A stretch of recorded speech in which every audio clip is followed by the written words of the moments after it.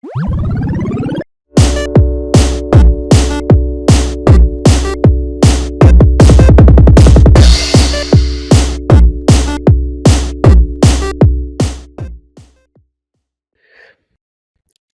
everyone. Welcome back to another episode of The Jug Show. So, today we're finally getting back into things.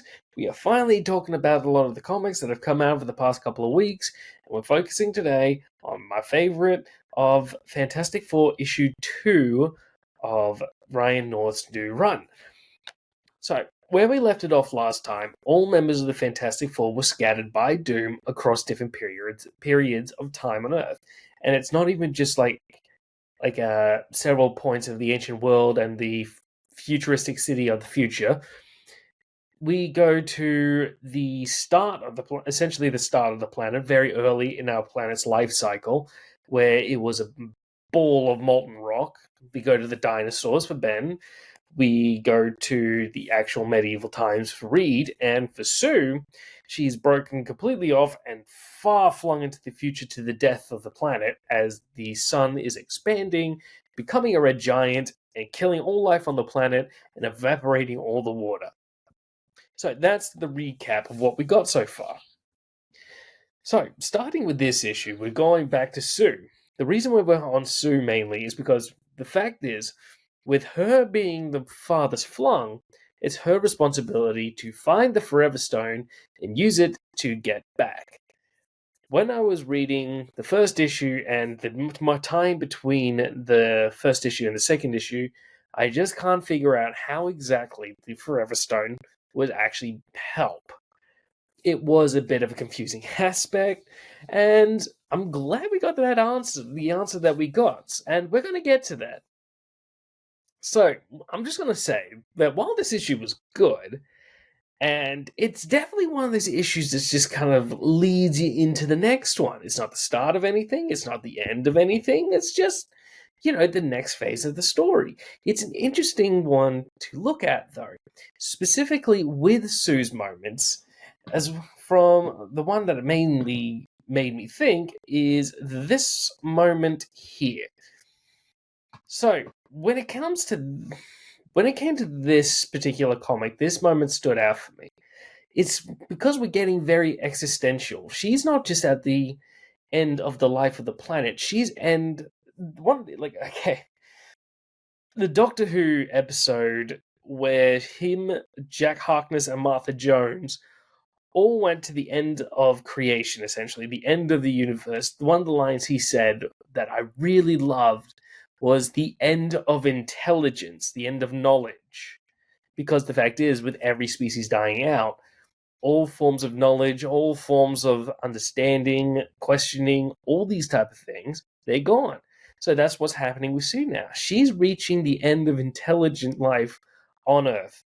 The Earth will no longer provide knowledge, wisdom, philosophy, or anything to the rest of the cosmos. It has finally come to pass. And when she finds this microbacteria, these single-celled organisms in this possibly last little puddle of liquid on the face of the planet, that's what's sticking with her. This is a very, very good moment. This is something that you really think about when you consider human progress, about how, as we continue, where is it all leading to? Once the world dies, what will be remembered about us? Where were we going to be? What is going to be left on this world? And she's thinking of things like how this planet once held organisms and evolutionary products such as the cats, dogs, dinosaurs, and humans, and how humans traveled the stars, how we studied language, how we crossed the seas, and all this, and now that's all gone. And that all that's left are these single-celled organisms, just like it was every time a life started on planet Earth. So we're going very full circle, very philosophical here, existential philosophy. It's a very nice page. It's a very heavy page. Very fun use of Sue's powers, creating a microscope using bending light through her shields. It's a very interesting piece when it comes to looking at Sue.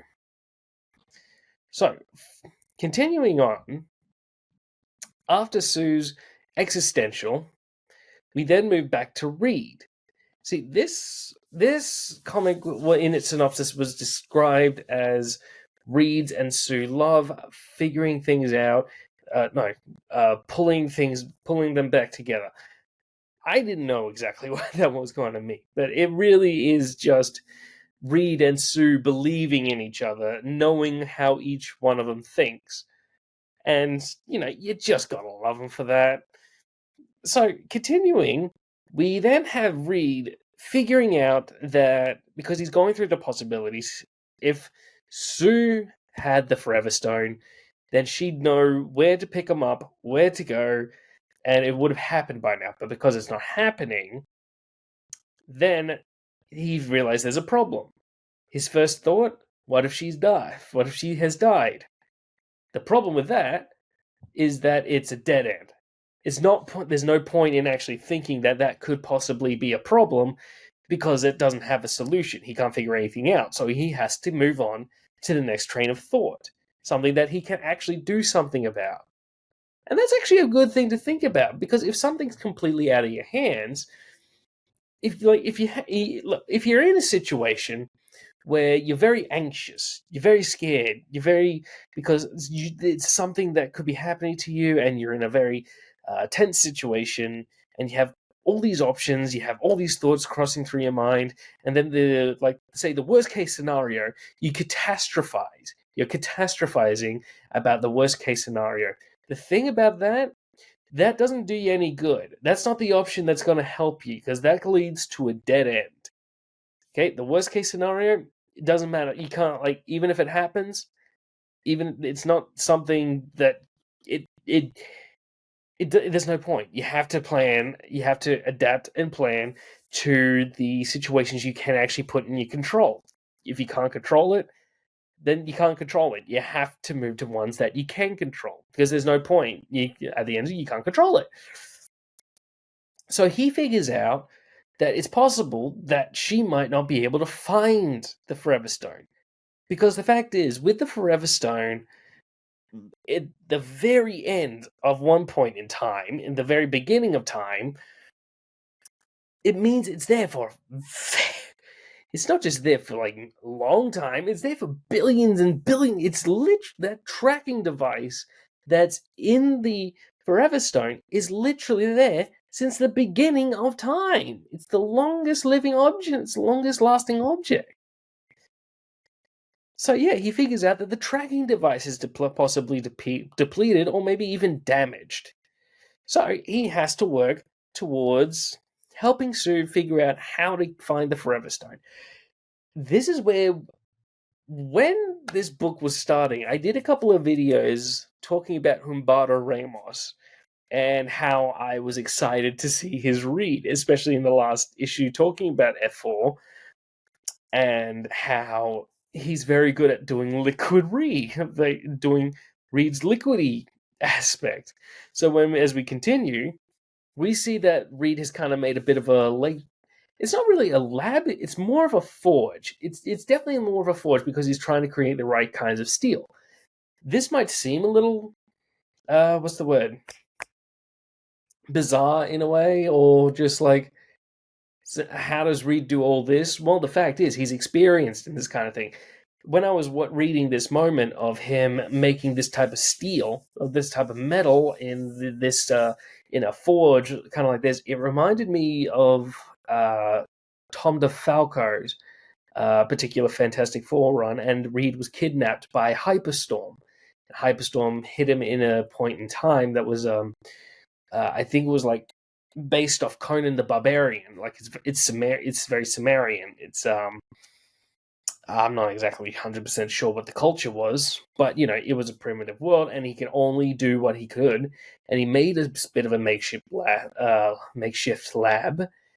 It had water wheels. It had it was very much like an alchemist type of place. It was very science of the before the turn of the millennium, before the probably about the 12 or 1100s, or even prior to that.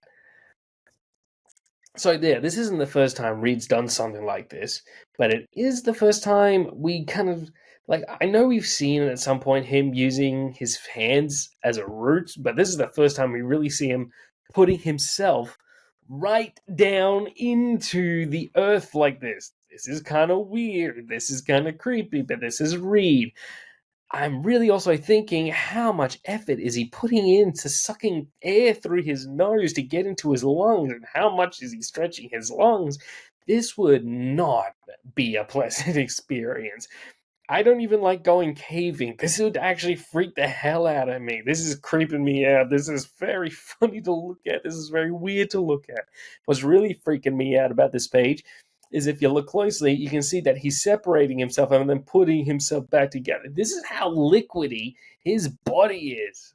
This is the freakiest we're going to see, Reed, and this is why I really like the idea of Barda Ramos on this book. I'm so excited to see what else he's going to do with it, Reed. This is a very cool page. And we don't know what he's doing yet, and now we're going to find out. Because just like how Reed figured out that it's possible Sue might not be able to find the Forever Stone, she then starts thinking, what is Reed going to do? What would Reed do to help her in this situation? Because she knows he would figure this out.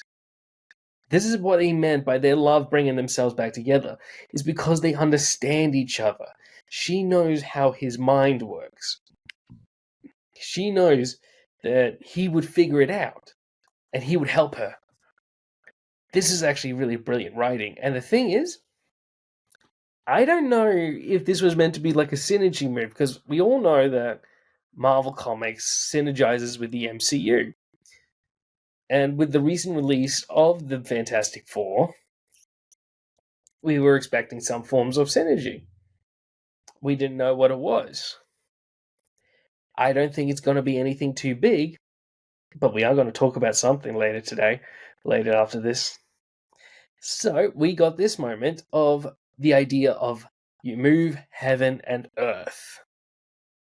What's significant about that is that it was a very, very big and impassionate line used by Susan Storm when she was connecting with the people of the angry mob that was just outside her house to convince them not to hand over Franklin, and the idea of, I will not sacrifice my son to save this world, but I will not sacrifice this world to save my son. That they will find that new way. So yeah, so using the heaven and earth, it could be synergy, or it could just be a fun idea. It could have been Ryan read the script and he thought, that's a great line, I might use that. It could have been Shackman chatting with Ryan. That one I highly doubt. Yeah, I think it's more likely that Ryan probably found out about the line and thought, ooh, I'm going to use that. And so we have this really epic Sue moment. So the thing about the scene is, like how Reed has already made a makeshift lab in the past, Sue has actually turned a planet invisible before. And we get this epic moment of that she's taking the entire planet Earth, taking 40 miles down, and actually turning that point of the crust in completely invisible. It's essentially, if you were to look at the Earth, it would literally be smaller while Sue's doing this. What's impressive about this fact is that not only the idea, because she has turned a planet invisible before, so having that range, having that level of power is actually impressive. But what's actually impressive is that she does this feat after spending God knows how much time she has in the blistering sun of a red giant, losing her energy, having to keep the invisible force field, having to bend energy constantly just so she could actually stay alive. So she was actually under a lot of stress and duress when she did this, and that's what's very impressive. And then we have this epic scene of where she's turning the crust invisible, and we have all these arrows. And so all these arrows are pointing towards the Forever Stone. And what they are diamonds, artificial diamonds made by Reed that will not age, will tumble a little, but they will last, they won't melt, and they're in a safe space. So, from his point in time to hers, they will be there and she will be able to find them. And it's an incredible piece of artwork. It's a gorgeous piece, and we finally find the Forever Stone in Sue's timeline, and we finally discover how it's going to help him out. I can't believe that this didn't actually pop into my head. When you thought of the Forever Stone, like thinking of the Forever Stone, you'd think it was some mystical object before you read the first issue. Maybe it's something that Doctor Strange gave them, or something of historical significance. Then you read the book and you find out it's just a hunk of limestone, or whatever type of stone it was. It's like, how is that gonna help? Especially with Sue when she is. And we discover it's a freaking time sled. Of course, it's a time sled. This was one of Reed's earliest inventions. How do you not think that it could possibly be a time sled? Of course, he probably put a time sled inside this chunk of rock and puts it at the first point of the planet. This is very clever. It's very smart, and I love it. It's just so simple. He actually put the time sled in a temporal plane in case this actually happened.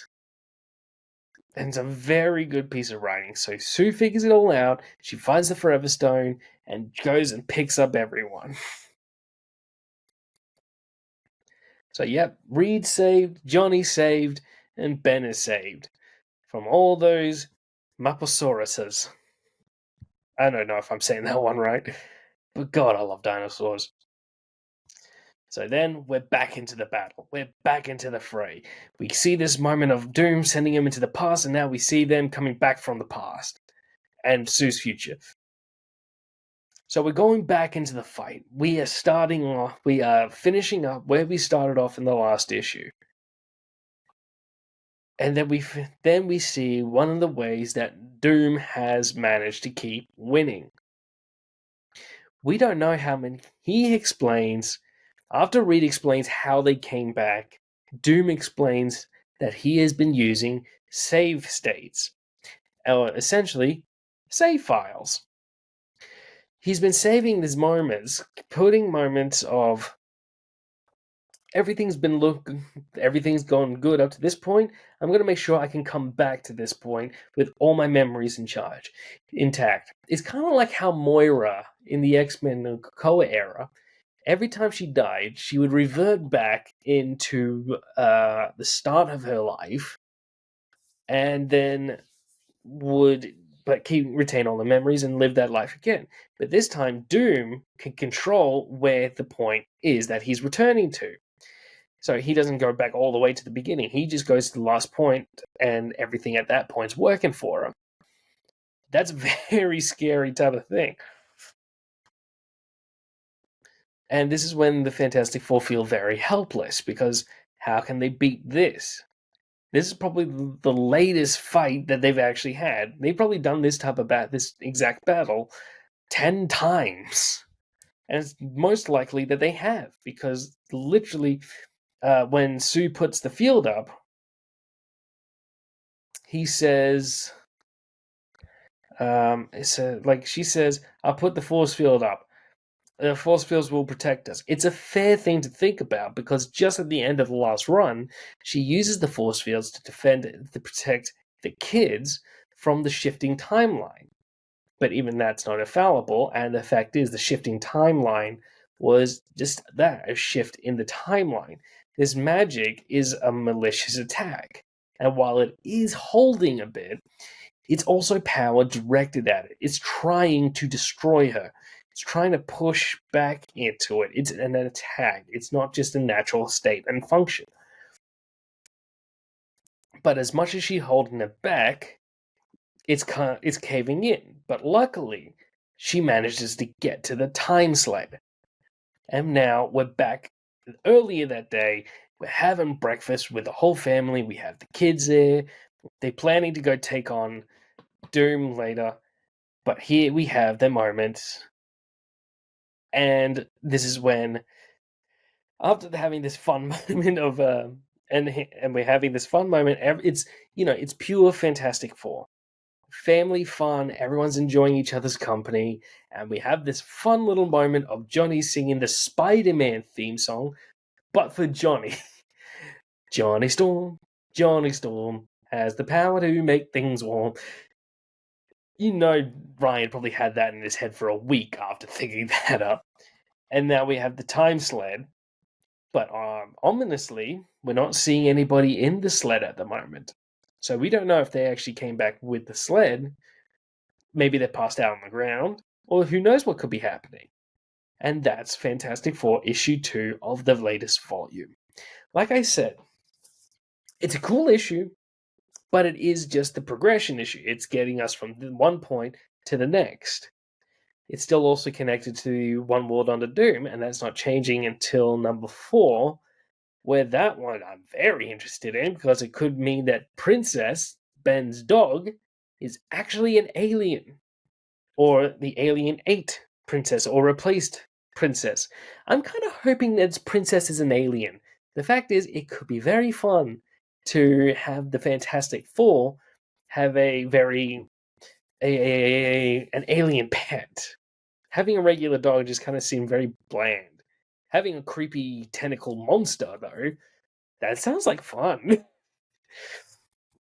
So I'm very excited for the next issue that's coming out next month, and this run, especially with Humberto's artwork, is still very much has the Ryan North comedy aspect. His very lightheartedness, but it does come with this heavy side as well. It comes with this existential side, the side that makes you think, and I'm really loving that, and I'm loving Humberto's artwork. And here's another thing. If you didn't see my announcement a couple of days ago, we also have the synopsis for issue 6 coming out in December. And the best part is, it's possible that going into 2026, the Fantastic Four could be bringing back the Future Foundation. One of my biggest hopes for the Fantastic Four is. I'm sorry, excuse me.